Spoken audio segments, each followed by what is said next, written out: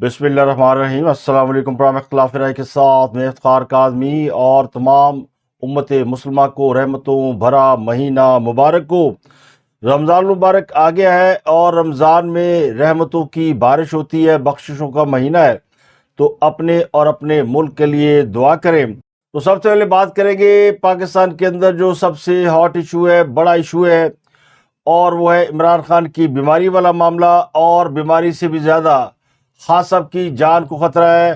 खान साहब ने कल अपनी बहनों को पैगाम भेजा कि मेरी बहनों से कहो मेरे लिए आवाज़ उठाएं, ये मुझे मार देंगे। तो कप्तान अवाम और पार्टी क़यादत को पुकार रहा है कि मुझे बचाओ, मुझे मारने की साजिश की जा रही है, कोशिश की जा रही है। लेकिन पार्टी ने धरने ख़त्म करके इमरान खान को जवाब दिया है कि ईद के बाद देखेंगे। तो कल तक खान की पार्टी, खान की बहनें, खान के followers, voter, supporter Hind Sindh में, पाकिस्तान से बाहर सभी एक गर्दान किए हुए थे कि इमरान खान की आँख शदीद ख़राब है, बिनाई जा सकती है या चली गई है, तो उनकी बिनाई बचाई जाए, उनकी जान बचाई जाए। उनको जहर दिया जा सकता है, उनको जहर दिया जा रहा है। तो ये सारी बातें इस बात का तकाजा करती है कि इमरान खान की रिहाई के लिए ताबड़तोड़ कोशिश की जाए, जहाँ तक मुमकिन हो उनकी रिहाई के लिए आवाज़ बुलंद की जाए, एहतजाज किया जाए। लेकिन इसके बरक्स पार्टी कह रही है रमज़ान गुजर जाए तो फिर सोचेंगे। तो इमरान खान की आंख में शदीद तकलीफ़ है, जान सूली पे अटकी हुई है। अब तो कुछ लोगों ने यह भी कहा है कि खान साहब रात को अडयाला में आजकल चीखें मारते हैं और यहाँ किसी को जल्दी नहीं है, यह बात ईद तक टल गई है। अब खान का ये तीसरा रमज़ान जेल में है और जब से वो जेल गए हैं उनकी पार्टी, उनके मीडिया के लोग, उनके हमदर्द, उनके गमखार, उनके गम गुसार रोज़ाना कौम को ही बताते हैं खान आज बाहर आ रहा है, खान कल बाहर आ रहा है। तो 3 रमज़ान जेल में गुजारने के बाद अब भी कहा जा रहा है कि ईद के बाद सोचेंगे। तो अब वज़ीर आला KP के सुहेल अफरीदी को गालियां पड़ रही हैं और कहा जा रहा है इसको वापस उसकी औकात में भेजो जहां इसने शुरू किया था। ज़िंदगी में दोबारा ये कभी कौंसलर का इलेक्शन भी लड़े तो जीत नहीं सकता, इसका अंजाम भी परवेज़ खटक जैसा होगा। तो बंदा इनसे पूछे कि क्या परवेज़ खटक को फांसी हो गई है। लीडर के पैगाम के बाद तो असूली तौर पर तहरीक इंसाफ को पूरा पाकिस्तान बंद कर देना चाहिए। इनका जो 25 करोड़ वोटर है, और शायद 25 करोड़ से ज़्यादा ही है, क्योंकि बहुत से लोग ऐसे हैं जो कि इनके वोटर हैं लेकिन वो जाहिर नहीं होते, तो तादाद अरबों में है। अब उनको बाहर निकलना चाहिए, चले वो नहीं निकल सकते। तो कल मरीम नवाज़ की तकरीर के दौरान जब उन्होंने इमरान खान की वीडियो चला दी और वहाँ पे मौजूद लोगों ने नारे मारे, तो इनके मीडिया ने ये खबर चलाई कि 3000 तुलबा ने इमरान की वीडियो देख इमरान के हक में नारे बुलंद कर दिए। तो वो 3000 तुलबा ही बाहर आ जाए। लीडर की मौत और ज़िंदगी का सवाल है और यहाँ पर कहा जा रहा है कि ईद के बाद देखेंगे। तो अब बाजमात गालियाँ पड़ रही हैं तहरीक इंसाफ की क़यादत में शाहिदी को बचाओ, जिनको उनके सोशल मीडिया के लोग या उनकी पार्टी के वोटर, सपोर्टर, कारकुन गालियाँ ना दे रहे हों। और तहरीक तहफ़्फ़ुज़ आईन पाकिस्तान भी माशाल्लाह इसी सब में खड़ी हो गई है, उनको भी उसी दर्जे की गालियां पड़ी हैं जिस दर्जे की गालियां दूसरी क़यादत को पड़ रही हैं। और कहा जा रहा है कि ये बाबे भी कुछ नहीं कर सकते। अब ये गालियां देने वाले कौन हैं? ये वो लोग हैं जो खुद किसी एहतजाज में शरीक नहीं हो सकते, क्योंकि ज़्यादातर वो लोग हैं जो पाकिस्तान में नहीं रहते, ये पाकिस्तान से बाहर रहते हैं। कोई 70-80% लोग इनमें वो हैं जो ओवरसीज़ हैं और बाकी को 10-15% पाकिस्तान के अंदर हैं। और बाकी वो लोग हैं जो कि इनकी सफ़ों में घुसकर इनकी हमायत में बहुत कुछ लिखते हैं, लेकिन दरअसल वो इनके मुखालिफ हैं। अब जो लोग पाकिस्तान से बाहर रहते हैं वो सोशल मीडिया पर दिल की भड़ास निकालते हैं, निकलो निकलो, और अपने मुल्क में वो निकल नहीं सकते क्योंकि जहाँ वो रहते हैं वहाँ की हुकूमत उन्हें अलाउ नहीं करती। निकलेंगे तो जूते पड़ेंगे। तो कोई एक दिन साल में, कोई 6 महीने बाद, कोई 1 घंटे के लिए, कोई आधे घंटे के लिए एहतजाज करते हैं सिंबॉलिकली और उसकी वीडियो बना के पूरा साल चलाते हैं। तो ये सोशल मीडिया के जहादी हैं, क्योंकि 8 घंटे काम करना है, उसके बाद काम काज कोई नहीं है और फिर कीबोर्ड के ऊपर बैठकर पूरी लड़ाई लड़नी है। तो ये सोशल मीडिया के जहादी हैं, जहाँ पर इनसे बातों से कोई नहीं जीत सकता, गालियों में नहीं जीत सकता, کیونکہ گالیاں نکالیں گے تو کوئی ان کو ہاتھ نہیں لگا سکتا, کوئی ان کو جواب نہیں دے سکتا, اور شریف آدمی ان کی گالیوں کا مقابلہ ہی نہیں کر سکتا. یہ بلو دی بیلٹ اس قدر جاتے ہیں کہ کسی شریف آدمی کی مجال ہی نہیں وہ کچھ دیر بھی ٹھہر سکے. تو ان کا خیال یہ ڈالر, پاؤنڈ اور باقی آمدنی ان کی غیر ملکی کرنسی میں ہے تو یہ پاکستانیوں سے سپیریئر ہے, اور یہ وہاں بیٹھ کے آرڈر دیتے ہیں, لوگوں گھروں سے باہر نکلو, عمران مرنے والا ہے, عمران کو فلاں بیماری ہے, فلانے کو فلاں بیماری ہے. تو عمران خان صاحب یقینی طور پر ایک بڑے لیڈر ہیں, اور ان کو پاکستان کے عوام نے ووٹ ڈالے ہیں, اور پاکستان کے جن عوام نے ان کو ووٹ ڈالے تھے انہوں نے اس قدر ووٹ ڈالے کہ عمران خان چاہتے تو حکومت بنا لیتے, لیکن انہوں نے حکومت بنائی نہیں. تو ان ووٹر کے ساتھ تو انہوں نے کیا دھوکہ.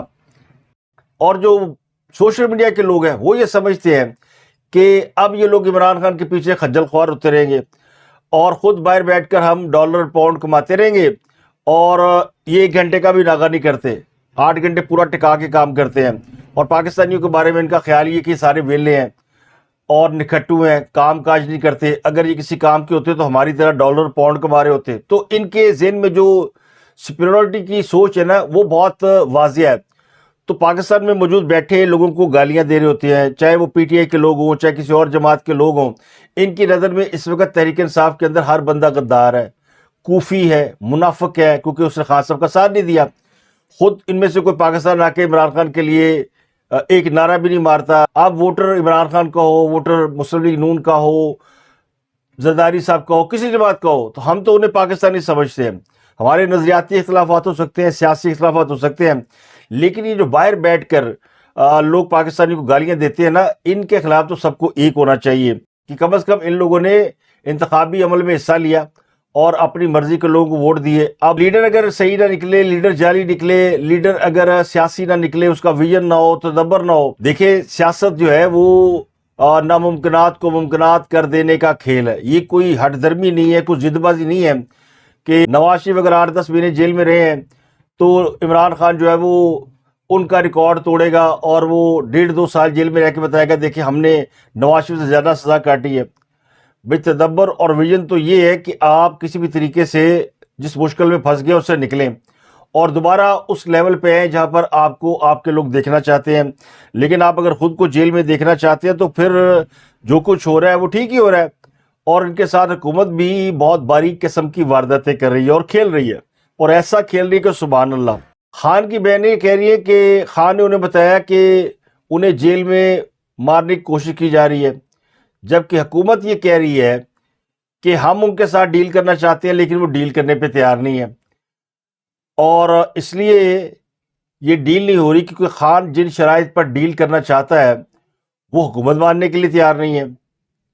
تو یہ دعویٰ کسی اور نے نہیں کیا, یہ رانا ثناء اللہ صاحب نے کیا, اور یہ پچھلے 3-4 دنوں میں دوسرے بڑے وزیر ہیں جن کے بارے میں یہ تاثر پیدا ہوا ہے کہ وہ حکومت کے علاوہ عمران خان کی بھی فیور کر رہے ہیں. اگر رانا ثناء اللہ یہ کہے کہ حکومت نے ڈیل کی آفر کی اور خان نہیں مانا تو اس کا مطلب ہے کہ خان تو ہیرو ہے, اور حکومت ایسا کیوں کرے گی کہ وہ اپنی کمزوری بتائے کہ ہم نے عمران خان کے گوڈے پکڑے ہیں, گٹے پکڑے ہیں, ان سے ڈیل کی بات کی ہے لیکن وہ نہیں مان رہے, تو اس کا مطلب ہے خان تو اصولوں پہ کھڑا ہے. تو حکومت آخر عمران خان کو ہیرو کیوں بنا رہی ہے؟ چند دن پہلے گنڈا پور نے محسن نقوی کو ہیرو بنا دیا کہ انہوں نے عمران کی رہائی کے لیے بڑی کوشش کی اور اوپر کے لیول تک بات کی لیکن وہ بات نہیں بنی. تو اب یہ جو رانا ثناء اللہ صاحب نے بات کی یہ کوئی باریک واردات ہے, وہ سچ بول رہے ہیں, اور کیا عمران خان کو ڈیل کی آفر کی گئی, اور بعض لوگ یہ بھی کہہ رہے 3 دفعہ ڈیل کی آفر کی گئی, یہ رانا ثناء اللہ نے بھی کہا.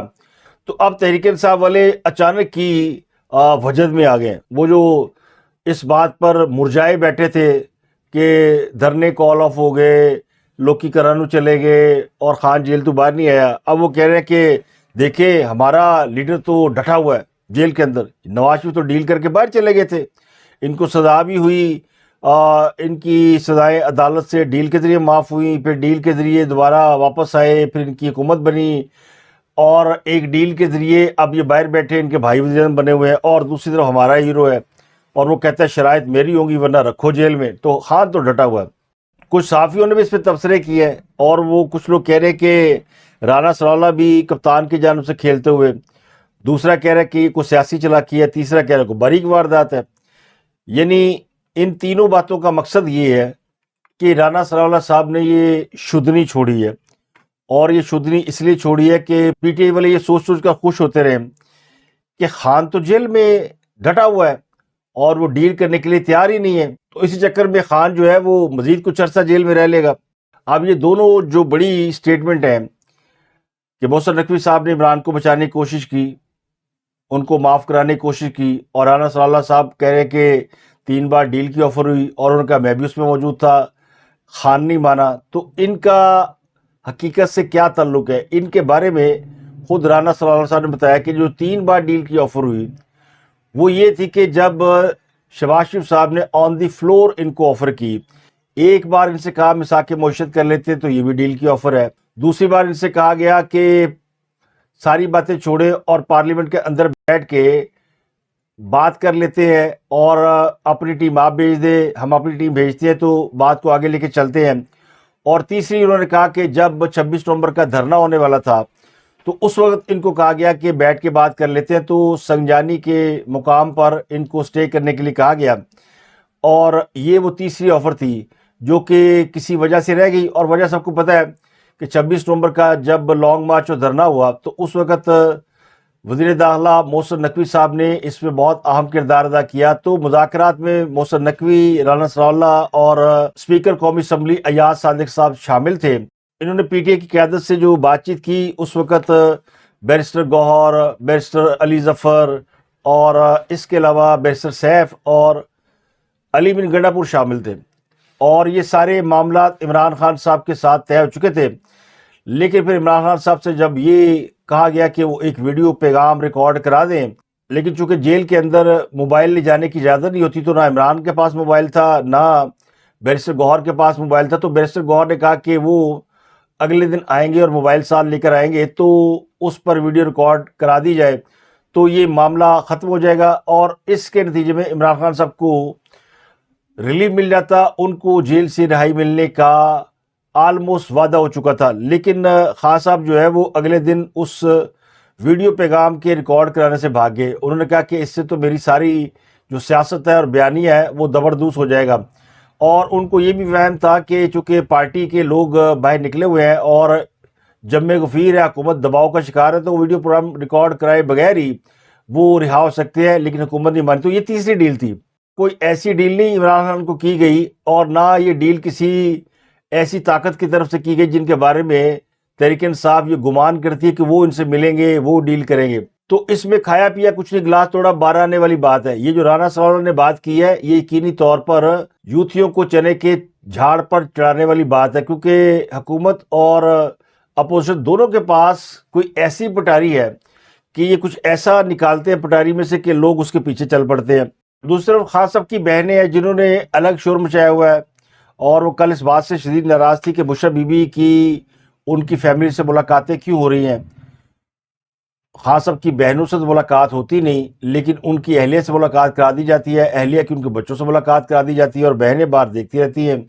تو نندوں کا بھاوج کے ساتھ جو رشتہ ہوتا ہے وہ سب کو معلوم ہے کیا ہوتا ہے۔ تو ان نندوں نے بھاوج کے خلاف ایسی سازش کی ہے کہ اب بھاوج کی ملاقاتیں بند ہو گئی ہیں۔ بشرا بیوی کی فیملی سے اس شرط پر ملاقات کرائی جا رہی تھی کہ وہ اپنی زبان بند رکھیں گی، یعنی ملاقات کے دوران جو گفتگو شنید ہوئی ہے اس کو باہر آ کر کسی کے ساتھ شیئر نہیں کریں گی، کوئی پیغام رسانی نہیں کریں گی، میڈیا سے بات نہیں کریں گی۔ تو پچھلے 2-3 ہفتوں سے ان کی ملاقاتیں جاری تھیں۔ اب کل علیمہ خان جو اڈیالہ کے باہر ہر منگل کو جاتی ہیں اور قرآن خوانی کرتی ہیں، دھرنا دیتی ہیں، وہ کل اس میں ناکام ہوئی، تو انہوں نے شام کو پریس کانفرنس میں شور مچایا کہ بشرا بیوی کی بیٹی نے انہیں بتایا کہ عمران خان نے پیغام بھیجا ہے کہ میری بہنوں سے کہو کہ مجھے بچائیں، ان کی رہائی کے لیے تحریک چلائیں، یہ جیل میں انہیں مارنا چاہتے ہیں۔ اب بشرا بیوی کی بیٹیوں نے عمران خان کی بہنوں کو کچھ بتایا ہے یا نہیں بتایا، کیونکہ اس بات کی کوئی کنفرمیشن تو ہے نہیں، مگر خان کی بہنوں نے ان کے حوالے سے دعویٰ کر کے بشرا بیوی کی ان کے اہل خانہ سے ملاقات تو روک دی ہے۔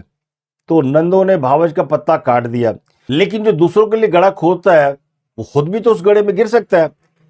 کل ان کا یہ دعویٰ تھا کہ پہلی بار تحریک انصاف نے عمران خان کی رہائی کے لیے کوئی بڑا کام کیا ہے، یعنی یہ جو سڑکیں بند کر دی ہیں، دھرنے دیے ہوئے ہیں، احتجاج کیا ہے جگہ جگہ، تو اس کا بڑا فائدہ ہوا۔ اور کل پشاور ہائی کورٹ نے یہ حکم دیا تھا کہ یہ دھرنے ورنے ختم کرائیں، سڑکیں کھلوا دیں، احتجاج کرنا تو سڑک کنارے کر لیں لیکن سڑکیں بند نہیں ہونی چاہیے۔ خان کی بہنیں کہہ رہی تھی کہ عدالت کا حکم اٹھا کر پھینک دیں، لیکن جب ڈنڈا چلا اور خود سہیل آفریدی کے صوبے کی پولیس نے اپنے لوگوں کے اوپر لاٹھی چارج کیا تو وہ جوتیاں چھوڑ کر بھاگ گئے۔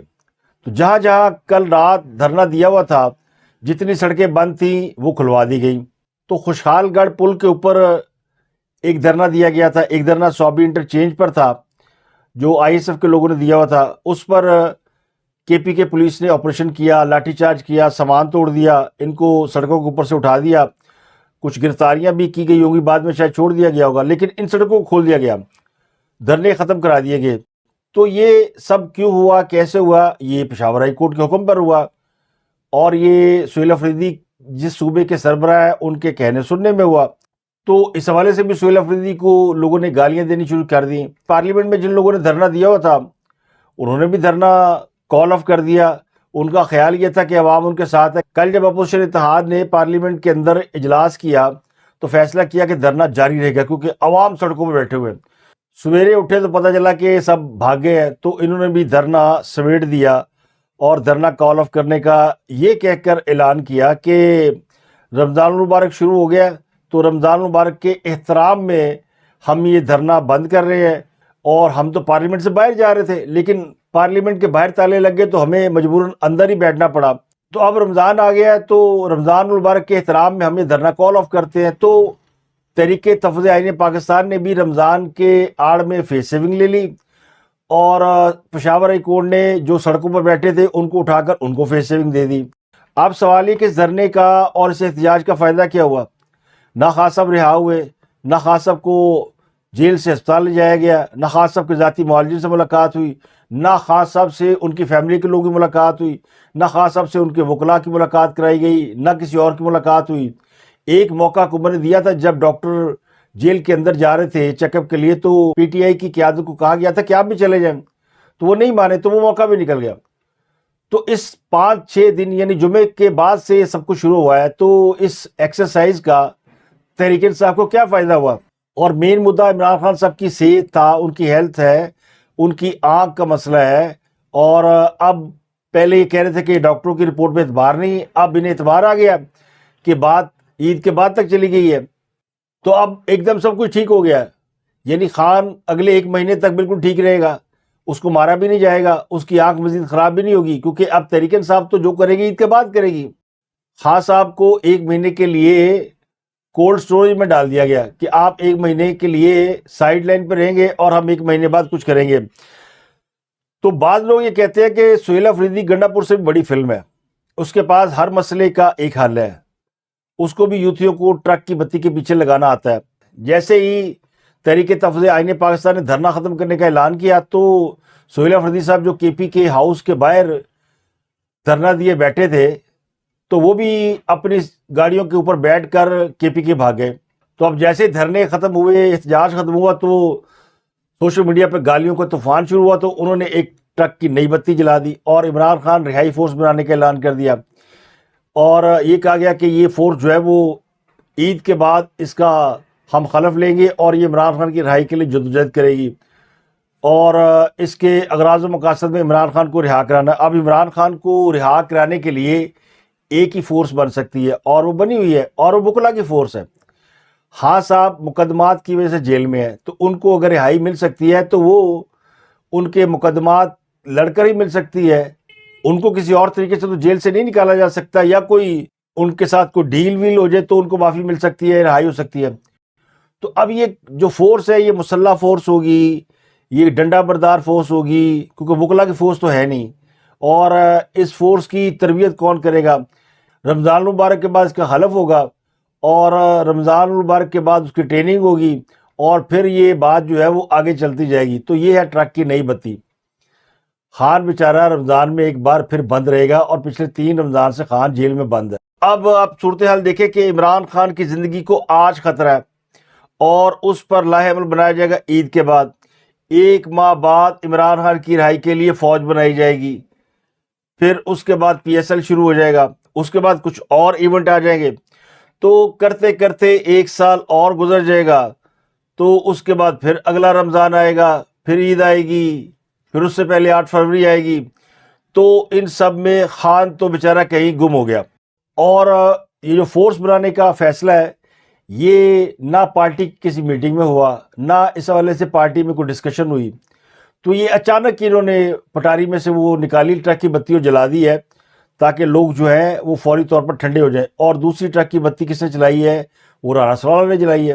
اب ذرا آپ تصور کریں، ایک طرف یہ تصور ہے کہ عمران خان کی رہائی کے لیے ایک فورس بننے جا رہی ہے، عید کے بعد بن جائے گی، دوسرا عمران خان جو ہے وہ ڈیل کر کے باہر نہیں آئے گا، تو یہ دونوں جو ٹونک ہیں وہ تحریک انصاف کو آرام سے رمضان گزارنے کی طاقت دے دیں گے۔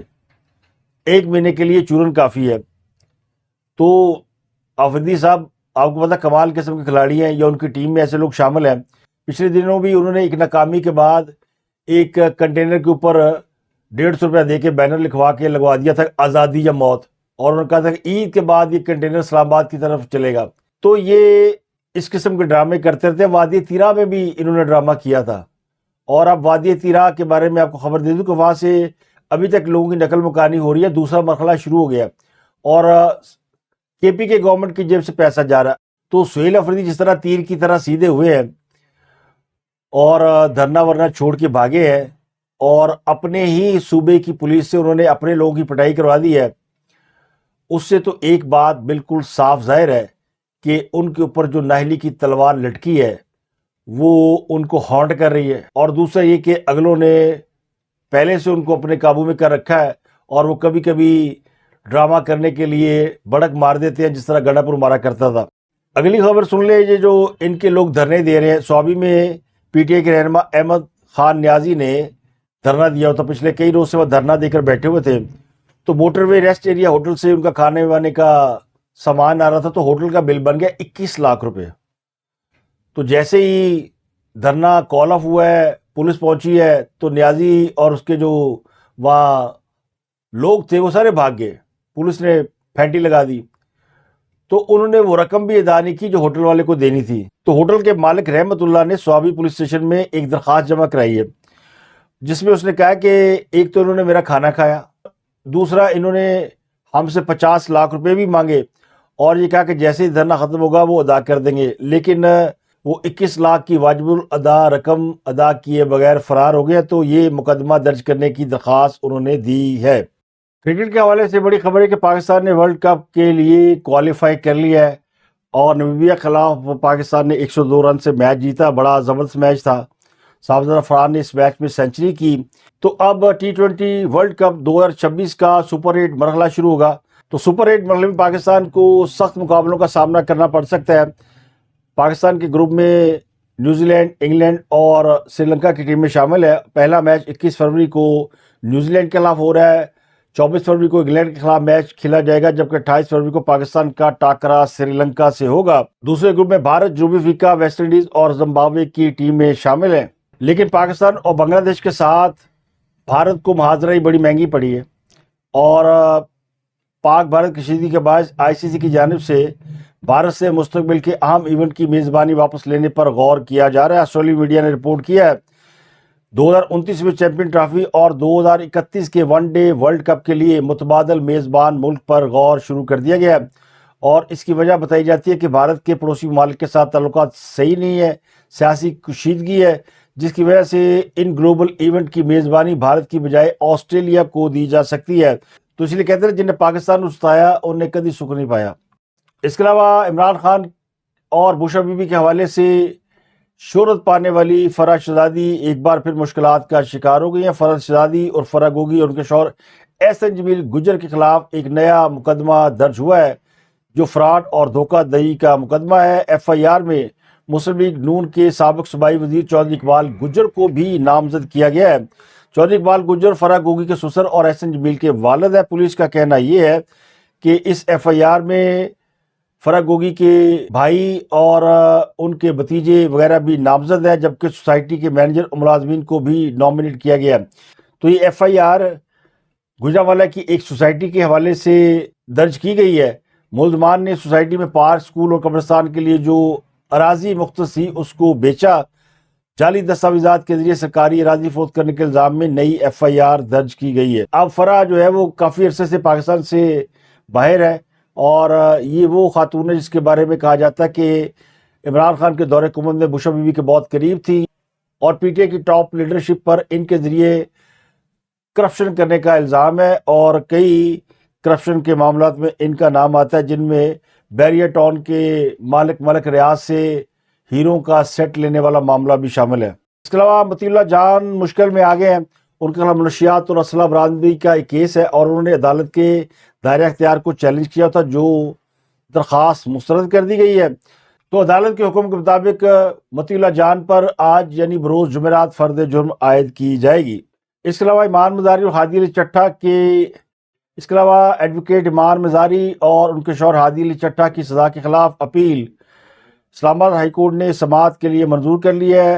ایمان مزاری ان کے شوہر ہادی علی چٹھا کو متنازع ٹویٹ کیس میں 17 سال قید کی سزا سنائی گئی تھی، تو اسلام آباد ہائی کورٹ کے جسٹس محمد آصف ان سزاؤں کے خلاف اپیلوں پر آج سماعت کریں گے۔ اب تک کے لیے اتنا ہی، آپ سے ملاقات ہوتی ہے اگلے ویلاگ میں۔ اپنا گرد و نواح کا بہت خیال رکھیے گا۔